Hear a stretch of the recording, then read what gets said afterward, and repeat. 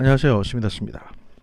네, 오늘은 3월 24일 오후 6시 20분입니다. 제가 좀 잔업이 많아가지고 뭔가 자료를 준비를 좀 하고 막 이러려다 보니까 시간이 좀 많이 걸렸습니다. 에, 오늘 뉴스 들어가기 전에요. 몇 가지 정정할 사항이 좀 있습니다. 몇 가지 정정을 하고 공지를 할 사항이 있습니다. 그래서 그걸 먼저 말씀을 드리고 들어가도록 하겠습니다. 제가 이제 얼마 전에 말씀드렸던 야누쿠 건 관련해서 이제 한 가지 좀 잘못 제가 말씀드린 게 있어가지고 그걸 정정을 하고자 합니다. 뭐냐면 첫 번째 야누쿠님은요, 본인의 부인을 제외하고 어떤 여자와도 연인 관계로 사귄 적이 없습니다. 네, 사귄 적이 없다고 합니다. 일단 그 부분 먼저 말씀드리고요. 두 번째, 어떤 분께서 사건의 관련자 분인 것 같은데, 어떤 분께서 이제 제 방송을 듣고 본인을 비하했다, 이런 말씀을 하시면서 저를 고소하겠다, 이렇게 의사표시 하신 분이 계신다고 해요. 그런데 이제 결론부터 말씀드리면 저는 그분이 누군지를 모릅니다. 제가 방송을 할 때 그분을 지칭해서 말한 적도 없고요. 본인이 그냥 찔리셔서 캥기셔서 그러시는 건 모르겠는데 저는 그분의 존재도 모르고 있었거든요. 그런데 이제 그분이 그런 말씀을 하시니 소송을 하시려면 하시고요. 다만 소송이 들어올 경우에 제가 이제 저번에도 말씀드렸습니다만 저는 7전 7승 8전 8승인가? 7번인가 8번인가 기억도 잘 안 나네. 명예훼손이나 업무방해나 모욕이나 이런 걸로 7전 7승을 거둔 사람입니다. 제가 고소도 해봤고 고소도 당해봤고, 일단 싸움을 걸고 누가 들어오시면 저는 그냥 보내드리진 않습니다. 특히 형사 문제는요, 저는 합의도 없고 취하도 없습니다. 그렇기 때문에 형사소송은 사실 일종의 전쟁 선포 같은 거거든요. 그러니까 하고 싶으시면 하시고요. 다만 그렇게 해서 쳐들어오실 경우에 곱게 돌아가실 수는 없을 겁니다. 제가 어떤 자료를 가지고 있는지 모르시잖아요, 그죠? 제가 가지고 있는 모든 자료를 다 공개를 하고, 왜냐하면 저는 그 당시부터는 피고소인이기 때문에 제 이익을 위해서, 또 제가 무죄라는 걸 밝히기 위해서 모든 자료를 다 공개적으로 공개를 해버릴 겁니다. 어떤 자료든지 간에 고소인과 관련된 자료라면. 그러니까 고소를 하시고 싶으면 하십시오. 하시는데 저는 전쟁을 할 겁니다. 전쟁을 할 거고, 제 전쟁 방식은 일단 그렇습니다. 핵폭탄을 먼저 터뜨리고 시작합니다. 그러니까 그걸 감당하실 수 있으면 하시든가요. 본인이 경솔하게 살아왔던 인생에 대해서 반성을 하지 않고 그게 두려워서 고소를 하신다면요, 저는 그거 기꺼이 받아들이겠습니다. 그리고 참교육을 시켜드리겠습니다. 형사소송이라는 게 뭔지, 진짜 고소가 뭔지 제대로 알려드리겠습니다. 그리고 사회적으로 완전히 매장을 시켜드리겠습니다. 저는 단 하나의 피해도 입지 않을 겁니다. 제가 많이 해봤거든요. 제 업무를 전담해주는 로펌도 있고, 그렇습니다. 제 지인들이기 때문에. 아무튼 이 말씀을 공개적으로 드립니다. 할 테면 해라.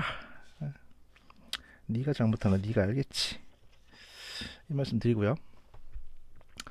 그 다음 또 하나, 이건 이제 야누쿠 사건 관련해서 이제 마지막으로 말씀드릴 건데,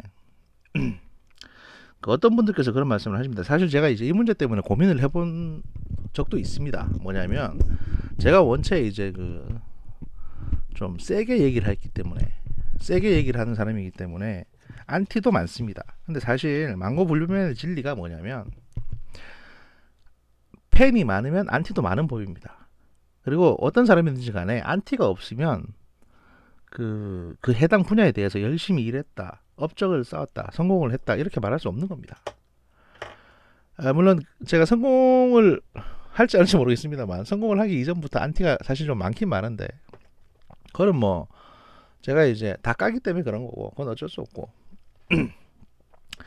하지만 저는 안티가 생기는 거에 대해서 두려워하진 않습니다. 다만 제 어떤 다른 활동 때문에 이런 사건에 대해서 이제 제가 밝히는 게 간혹가다 오해를 받지 않을까 또는 오히려 불이익을 역으로 저 사람들이 불이익을 당하지 않을까. 제가 억울한 사람들이라고 얘기를 했는데 거기에 대해서 제가 말을 함으로 인해서 오히려 사람들이 더 안 보지 않을까. 예를 들면 이제 그런 거죠. 조선일보가 뭔가 미담을 얘기했는데 이게 조선일보에서 나오기 때문에 사람들이 야 저걸 믿냐? 이렇게 되진 않을까. 이런 걱정을 하신 것 같습니다. 저도 뭐 그런 고민에 대해서는 제가 동의하고요. 동의하는데 그럼에도 불구하고 제가 이 얘기를 꺼낸 것은 이 사건에 대해서 언급을 하게 된 거는 뭐 일전에도 말씀드렸습니다. 도저히 참을 수 없었다. 그냥 참고 넘어가기에는 저 사람들이 당하고 있는 현실적으로 실시간으로 당하고 있는 고통들이 너무 컸다. 그 다음에 당사자들은 도저히 항변을 할 수 없고 법률적인 절차는 사실 1년이고 2년이고 더 오래 지나야 완전히 끝이 날 수도 있고 하기 때문에 누구 한 사람이라도 제3자가 나서서 소리쳐 줘야만 되는 것 같았다. 뭐 그런 겁니다. 사실 이게 아시다시피 뭐 페미니스트 그룹이 껴있고 또 뭐 성적인 어떤 논란들이 있고 이러다 보면 이 내용 자체가 불분명하니까 어떤 사람이든지 잘 개입을 못합니다. 지인들일수록 오히려 더 개입을 못하게 되고 또 약간 넘겨짚는 것도 있습니다. 그 와중에 그 당사자들은 굉장한 고통을 받게 되고 외로워집니다. 아무리 항변을 해도 안 되니까요. 들어주질 않으니까. 하지만 법적으로는 시간이 굉장히 오래 걸립니다. 2년이 걸릴지 3년이 걸릴지 모릅니다. 그 2년 3년 지나고 나서 얘기해 본들 그때 들었던 사람들이 남아있는 것도 아닙니다. 그러니 누구 한 사람은 이거를 이슈화 시켜야 됩니다. 저쪽에서 모함을 했듯이 이슈화 시켜서 모함을 했듯이 이쪽에서도 야 이건 아니다. 내가 양쪽 얘기 다 들어봤다. 1년 동안 양쪽 얘기 다 들어봤는데 이건 아니더라. 라고 누구 한 사람이 얘기를 해줘야 되는 겁니다. 그래서 제가 말씀을 드린 거고요. 이걸로 인해서 제가 뭐 소송을 당한다든지 또는 뭐 부당하게 공격을 받는다든지 이걸 제가 다 감수하겠습니다. 왜냐면 저는 제 양심에 비춰가지고 또 제가 지금까지 살아온 경험에 비춰가지고 그 다음에 제가 확보했던 모든 증거들에 비추어서 이게 진실이라고 생각했기 때문에 말씀을 드렸던 겁니다. 제가 이제 일전에는 뭐 양측과의 대화 내용, 그러니까 가해자라고 하는 사람들, 희생자라고 하는 사람들, 양측과 한 10개월간 대화한 내용, 그리고 이제 제 나름대로 확보했던 자료들, 뭐 이런 것들만 말씀드렸는데, 가장 최근에는 이제 좀 더 내밀한 자료, 양측이 서로 주고받았던 자료, 문자라든지 이런 것들도 다 확인을 해봤거든요. 그래서 사실은 대한민국 검찰이나 일본 경찰이나 이런 분들이 볼 수 있을 정도의 증거물로서 볼 수 있는 자료들을 최대한 다 확보해서 제 나름대로 최대한 다 확보를 해서 내용을 훑어봤습니다. 그러고 나서 다시 한번 분명하게 그 결론을 낼 수 있었습니다. 이 사건은 출발 자체가 완전 허구에서 시작된 사건입니다. 그리고 명백한 모함입니다. 그리고 소위 피해자란 분들이 자신들의 주장을 자기들의 주장이 옳다는 것을 방증하기 위해서 수없이 많은 덫을 놨습니다. 야누코라는 사람에게 유도성 문자를 보내고 거기에 대한 유도성 답변을 받아서 이게 제가 인정한 증거라는 식으로 이 수사기관에 제출하고 언론에 공개하기 위해서 수없이 많은 덫을 놨습니다. 때로는 웃는 낯으로, 때로는 험악한 얼굴로. 그리고 제가 여기서 말씀을 못 드리겠습니다만 차마 인간으로서 할 수 없는 폐륜적인 그런 협박까지도 해왔습니다.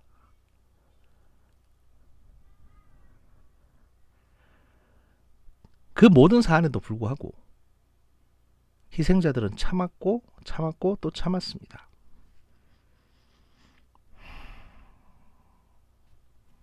다시 한번 부당하게 피해를 입으신 두 분에게 심심한 위로를 드립니다. 이 문제는 제가 소위 말해서 다 깐다. 그리고 저희 스미더스의 정분실이나 이 스미더스라는 트위터 캐릭터가 트위터의 공수처, 그 다음에 뭐 정의를 위해서 활동하는 뭐 이런 또 나름대로 1인 언론 또 이런 걸로 활동을 하는 이상 끝까지 지켜보겠습니다.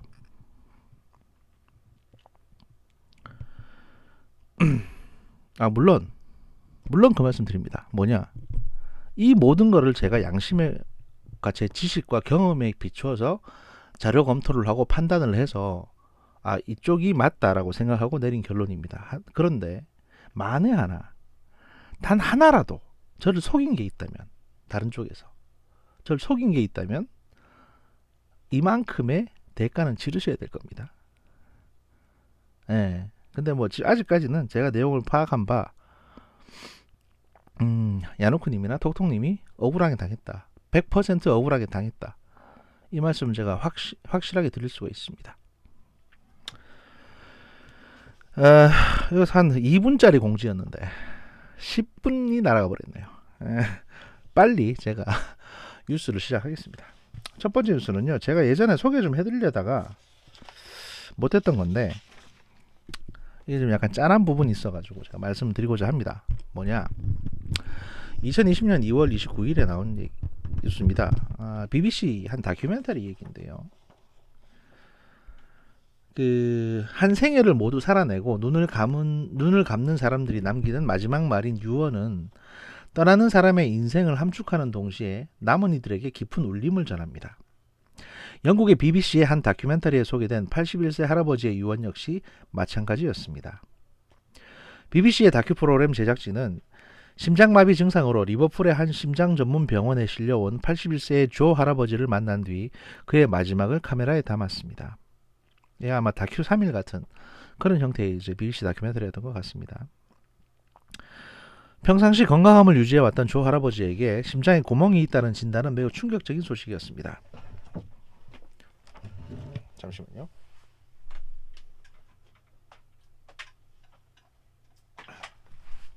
제가 편집을 안 하기 때문에 불을 좀 켜야 돼서 중간에 이런 해프닝들이 생깁니다. 게다가 의료진이 심장 수술은 위험이 매우 높다, 성공 가능성은 10에서 20% 정도라며 수술이 잘 끝난다고 할지라도 건강을 완전히 회복한 상태로 태어날 가능성은 50% 정도에 불과하다고 말하자 그는 생각에 잠겼다고 합니다. 침묵을 깬 할아버지는 나를 사랑하는 사람들이 많고 나 역시 그들을 사랑한다. 나는 내가 좋은 삶을 살았다고 말할 수 있을 만큼 매우 운이 좋았으며 그 운을 잃고 싶지 않다. 그렇기 때문에 최선을 다해 질병과 싸울 것이다 라고 말했다고 합니다. 또 조 할아버지는 이 상황에 처한 모든 인간은 자신의 삶에 대해 생각하게 될 것이다. 마지막 순간이 되면 자신이 어떤 일을 했건 잘못한 것을 돌아보기만 하기보다는 그저 당신다워져야 한다 라고도 말했다고 합니다. 수술 당일 조 할아버지는 수술실로 들어가며 BBC 다큐멘터리 제작진에게 부디 신이 올바른 길로 인도해 주길 바란다. 이제 나는 신이 인도하는 길에 올라섰으며 오늘이 D-Day이자 지금이 바로 그 순간이라고 힘주어 말했다고 합니다. 그러니까 이 병과 싸울 것이다 라고 결정하고 위험한 수술을 하기로 한 겁니다. 조 할아버지의 가족들과 취재진은 수술이 무사히 끝나길 간절히 기도했지만 상황은 여의치 않았고 의료진은 수술 중 그의 혈압이 급격하게 떨어졌으며 결국 회복할 수 없는 상황에 놓였다고 판단해서 수술을 중단했습니다. 그렇게 그는 자신의 마지막 모습을 지켜본 생면부지의 시청자들에게 진심 어린 유언을 남긴 채 세상을 떠났습니다. 시청자들은 끝까지 자신이 사랑했던 사람들과 자신을 사랑해준 사람들을 생각하며 삶의 의지를 다지는 동시에 가장 마지막 순간만은 당신다워야 한다는 메시지를 남긴 조 할아버지의 감동과 감사의 뜻을 전했습니다. 한 시청자는 우리에게 이 이야기를 들려준 조와 그의 가족들에게 매우 감사하다고 밝혔고, 또 다른 시청자는 조는 진정한 신사였으며 그의 가족이 이 이야기를 공개했다는 것에 매우 놀랐다라고도 전했다고 합니다. 지금 코로나 바이러스 때문에 많은 분들이 고통을 받고 있고요. 또 돌아가신 분들도 많습니다. 사실 그 죽음이라는 거는 언제 어떻게 찾아올지 모릅니다. 저도 뭐 옛날에 비슷한 경우를 한번 당한 적이 있었는데, 그때 사실 생각이 좀 많아졌습니다.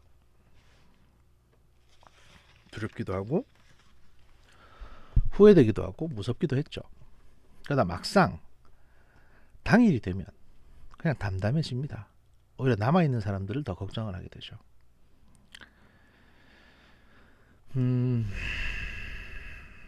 선택의 순간에 있는 모든 분들에게 용기를 드리고 싶고요. 또 이 조 할아버지께서 말씀하셨던 그 마지막 순간이 되면 당신다워져라. 당신이 과거 뭘 했고 어떤 직업에 있었고 무슨 잘못을 했던 간에 마지막 순간이라는 생각이 들면 당신다워져야 된다. 당당해져야 된다. 이 말씀을 전해드리고 싶고 제 마음속에도 새기고자 합니다. 네, 다음 뉴스는요. 지금 사실 재판이 진행 중에 있습니다. 정경심 씨 사건 관련한 뉴스인데요. 이게 이제 2월 19일 날 나온 뉴스인데 아시는 분도 많으실 겁니다만 제가 이제 이 사안에 대해서는 다루지 못했기 때문에 지금 말씀드리려고 합니다.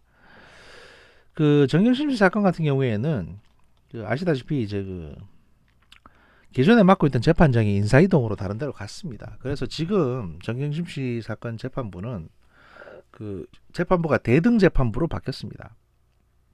예전까지는 그 뭐 단독이었거든요. 그러니까 판사 한 명이 보거나 아니면 판사 한 명이 있는데 걔가 주심이고 옆에 부심 판사 두 명이 앉는 합의부지만 사실은 주심 판사가 결정권이 있는 겁니다. 왜냐면 옆에 앉은 두 애들은 후배거든요. 그냥 경륜도 낮고 후배들이기 때문에. 그런데 그 재판부가 다 이동을 하고 이 사건 같은 경우에 이제 대등 재판부라고 해서 부장판사와 배석판사 구분 없이 부장판사 3명이 재판장을 교대로 맡는 재판부. 그러니까 판사 3명이 다 동등한 권한이 있는 겁니다. 이걸로 바뀌었다고 합니다. 그러니까 법원이 이렇게 조정을 한 거죠. 그래서 재판부 구성이 변경되면서 사건은 사실상 원점에서 검토될 것으로 전망이 되고요. 그 서울중앙지법 형사부에서는 3개의 대등재판부가 운영되다가 올해 사무분담을 거치면서 총 5개로 확대됐다고 합니다. 이게 이제 그 법원의 정책적인 어떤 움직임이기도 한데 사실은 그보다는 이 재판을 좀 더 신중하게 다뤄야겠다라는 법원의 판단이기도 한 거죠. 그래서 이제 배당된 판사들을 보면 예전에는 송인권 부장판사였는데 이제는 이제 김선희 부장판사 나이 50, 그 다음에 임정엽 부장판사 나이 50, 권성수 부장판사 나이 49. 그러니까 3명 다 나이가 비슷한 3명의 부장판사로 바뀌게 되는 겁니다. 여기도 물론 이제 재판을 진행하는 주심 판사는 있습니다. 하지만 결정은 이 3명이 대등하게 하는 겁니다. 왜 법원이 이렇게 했을까요? 왜 이렇게 했다고 생각하십니까? 당연한 거 아닙니까? 그러니까 송인권 판사한테 맡겼더니 얘가 너무 친조국적인 거예요. 얘가. 그래서 너무 정경심 교수 편만 드니까 사실 정경심 교수 편만 든다는 게 문제가 아니라 너무 검찰하고 무슨 검찰한테 예전에 뺨 맞은 적이 있는지 검사들하고 맨날 싸움질만 하니까 도저히 안 되겠다. 야 바꾸는데 만약에 바꾼 놈이 또 엉뚱한 짓 하면 안 되니까 똑같은 권한을 가진 3명을 거기 앉히는 겁니다. 그러면 돌아가면서 하니까 뭐 한 놈이 싸워도 다른 놈이 말리면 되는 거니까 그렇게 하겠다는 거죠. 뭐 간단한 얘기입니다. 이거는 송인권이가 개판으로 했다. 지금까지 재판을. 그래서 쫓겨났다는 거고요. 다음 뉴스는요. 이것도 이제 2월 19일 날 나온 뉴스입니다. 뭐냐면은 정부가 2월 22일 그 19번째 부동산 규제책을 내놨습니다. 수원 세 곳, 그 다음에 의왕, 안양, 마산까지 이제 규제 지역으로 묶었습니다. 예를 들어서 정부가 지난해 12월 16일 부동산 대책 이후 집값이 폭등하고 있는 수도권 일부 지역의 풍선 효과를 누르기 위해서 추가 규제책을 발표한다고 해서 발표를 했습니다. 수도권 일부 지역의 이상과열 현상에 대해서 사실 이상과열도 아니죠. 정부가 자초한 거지 이건 뭐. 관계부처랑 긴밀한 협의를 거쳐 대응 방안을 마련하고 현재 절차를 진행 중이라며. 그래서 나온 게 이제 그러니까 12월 16일 대책 이후에 수원, 용인, 성남 등 경기 남부 지역을 중심으로 집값이 급격하게 오르는 풍선 효과가 나타나자 또다시 2달 만에 19번째 부동산 규제책을 꺼내든 것입니다. 그래서 수원, 용인, 성남 중 집값이 상승폭이 큰 일부 지역을 조정 대상 지역으로 묶고, 그 다음에 추가로 수원, 권선과 영통, 장안구는 추가 지정이 유력하고요. 게다가 여기 보면은 또 뭐가 있냐. 이 외에 이제 안양, 마산구, 의왕시, 시흥시, 화성시도 최근 풍선 효과가 나타나고 있기 때문에 여기도 규제 지역으로 묶어버렸습니다. 이렇게 되니까 그 경기도 전체 지역을 사실상 부동산 투기 규제 지역으로 묶겠다는 거죠. 그러니까 경기도 일부 지역만 묶으니까 그 옆에 있는 도시가 집값이 올라가는 거예요.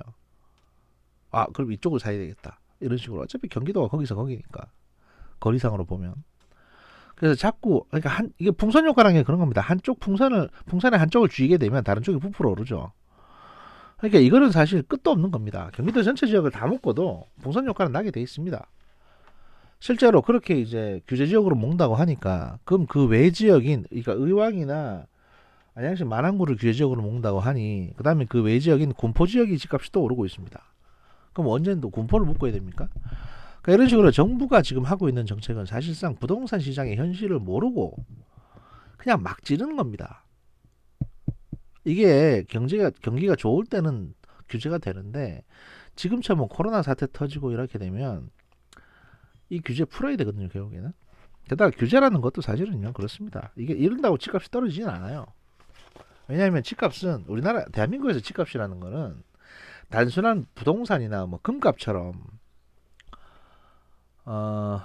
사람들이 수요 공급의 법칙에 따라서 조정되는 게 아닙니다. 대한민국에서 집값은. 주식이 폭락하면 부동산에 많이 몰리고요. 주식이 잘 되면 집값이 자연스럽게 좀 빠지는 경향이 있습니다. 왜냐? 그 사람들이 그 자산을 집 아니면 주식에 묻어 놓거든요. 우리나라는 그랬습니다, 옛날부터.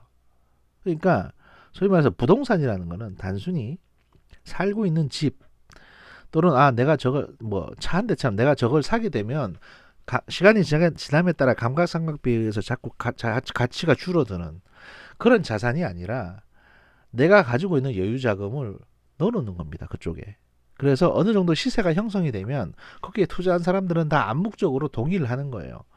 이거는 예를 들어서 34평짜리 집이 있는데 어느 지역에 그 지역에서는 이 34평짜리 집 특정 집이 10억인 겁니다. 그러면 그게 10억짜리 수표가 되는 겁니다.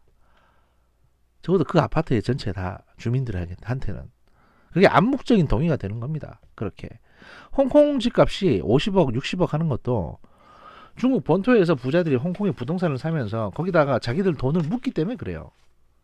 그러면 그렇게 시장이 형성되는 겁니다. 이 골동품 시장하고 똑같습니다.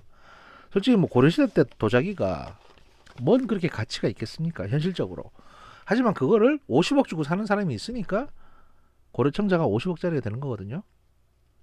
그래서 그렇게 시장만 형성이 되면 그 고려청자가 50억짜리가 되는 겁니다. 어디 가서 50억으로 바꿀 수가 있으니까. 이걸 이해를 못하면 부동산 못 잡습니다. 사실 부동산 잡을 수가 없습니다.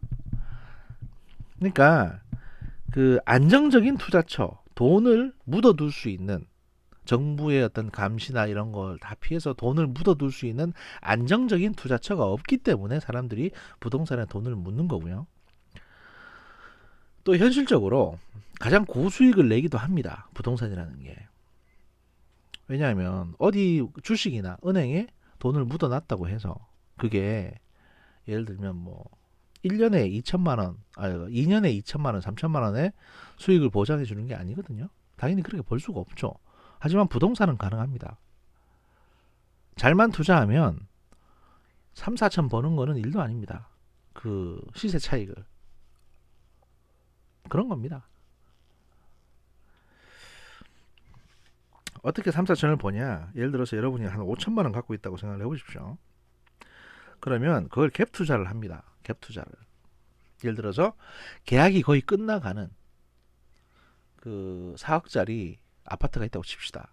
그러면 그 집주인한테 연락해가지고 지금 시세가 4억이니까 그 뭐 한 4억 1천만 원에 한 4억이나 뭐 4억 1천만 원이나 파시라 얘기를 합니다. 근데 나한테는 5천만 원밖에 없거든요. 그러면 그 집에 들어와 있는 그 집이 자가주택이 아니라 아마 집에 전세가 들어와 있는 집을 대상으로 하는 건데, 그럼 전세 자금이 한 3억 한 얼마가 묻혀 있을 겁니다. 3억 5천 정도가 이렇게. 그러면 그 전세 자금을 내가 넘겨받는 조건으로 내 돈 5천만 원 들어가서 4억 또는 내 돈 6천만 원 넣어가지고 4억 1천만 원에 사는 겁니다. 그렇게 한 다음에 그 전세를 올리는 거죠. 그러니까 계약이 끝날 때쯤 돼가지고 얘기를 합니다. 내보내면서 이제 전세를 한 2천 올려야겠다 이렇게. 그럼 보통 전세 2천 정도 올라가는 거는 오케이가 됩니다. 어차피 자기들도 뭐 전세 자금 관련해서 대출 받으니까. 그럼 전세를 왜 올리냐?